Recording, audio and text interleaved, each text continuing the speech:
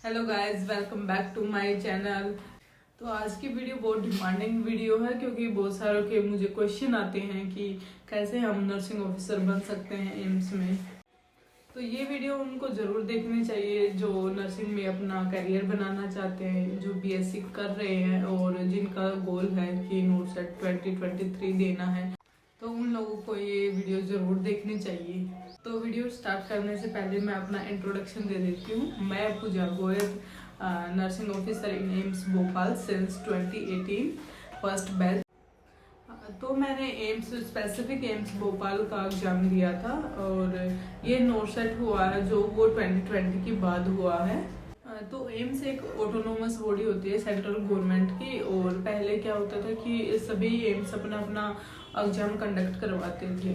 लेकिन अब क्या हो गया, 2020 के बाद एक नोटसेट बना दिया, nursing officer recruitment common eligibility test, उसको बोलते हैं हम नोटसेट, जो कि एम्स दिल्ली कंडक्ट करवाता है। और इसी के अंडर ही सभी एम्स आते हैं, वो अपनी अपनी वैकेंसी डालते हैं और फिर वो डिस्ट्रीब्यूट होती हैं।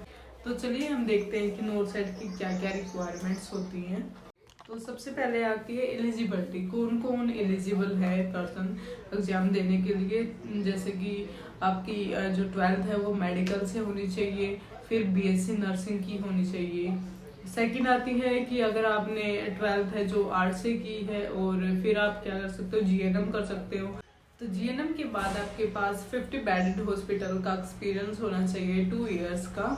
और आप या क्या कर सकते हैं कि जीएनएम के बाद आप पोस्ट बीएससी कर सकते हैं 2 साल की, तो उसके बाद भी आप एलिजिबल हो। और आपका जो रजिस्ट्रेशन है वो इंडिया नर्सिंग काउंसिलिंग के अंडर रजिस्टर्ड होना चाहिए।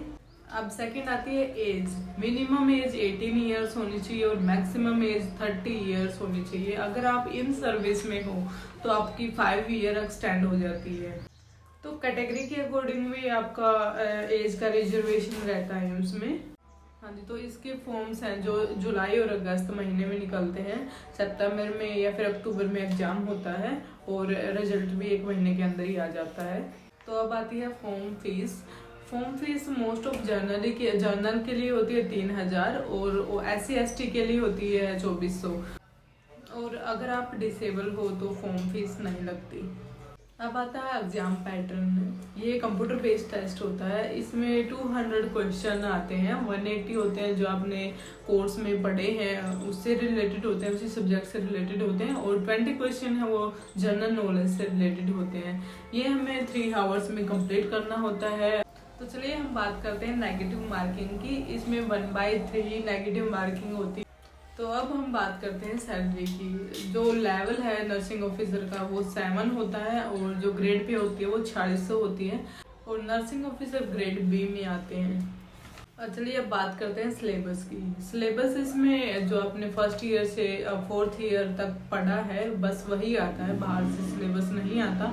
और जस्ट 20 क्वेश्चन वो जीके के होते हैं। इसमें एक और इम्पोर्टेंट चीज़ होती है, जैसे कि जब हम फॉर्म भरते हैं तो उसमें हमें चूज करना होता है कि कौन से एम्स में आप जाना चाहते हो। तो उसमें ज़रूरी होता है कि आप सभी एम्स को टिक मार्क करो, ताकि आपका कहीं भी नंबर आता है तो आपका सिलेक्शन हो जाए। अगर आपने ब्लैंक छोड़ दिया तो आपकी रैंक भी आ जाती है, तो भी आपको अपना चॉइस का एम्स नहीं मिलेगा। तो अगर आपका एग्जाम क्लियर हो जाता है तो आपको वेरिफिकेशन के लिए बुलाया जाएगा, और फिर आपके डॉक्यूमेंट चेक होंगे, और अगर आपके डॉक्यूमेंट सही मिलते हैं तो एम्स की तरफ से आपको ज्वाइनिंग लेटर भेज दिया जाता है। और ज्वाइनिंग लेटर उसी ईमेल पे आएगा जो आपने फॉर्म्स में फिल की है, और बाय पोस्ट भी ज्वाइनिंग लेटर आपके पास आता है। और नेक्स्ट वीडियो में मैं बताऊंगी कि क्या क्या नर्सिंग ऑफिसर को बेनिफिट्स मिलते हैं इन एम्स, और मैं अपनी जर्नी भी शेयर करूंगी बीएससी नर्सिंग से लेके नर्सिंग ऑफिसर तक। और अगर मेरी वीडियो इन्फॉर्मेटिव लगी हो तो मेरे चैनल को सब्सक्राइब करें। और जो भी आपके नर्सिंग ऑफिसर से रिलेटेड क्वेरी हैं वो आप कमेंट बॉक्स में ज़रूर लिखें, और मैं आपका डेफिनेटली आंसर दूंगी। तो चलिए हम मिलते हैं नेक्स्ट वीडियो में। Thank you.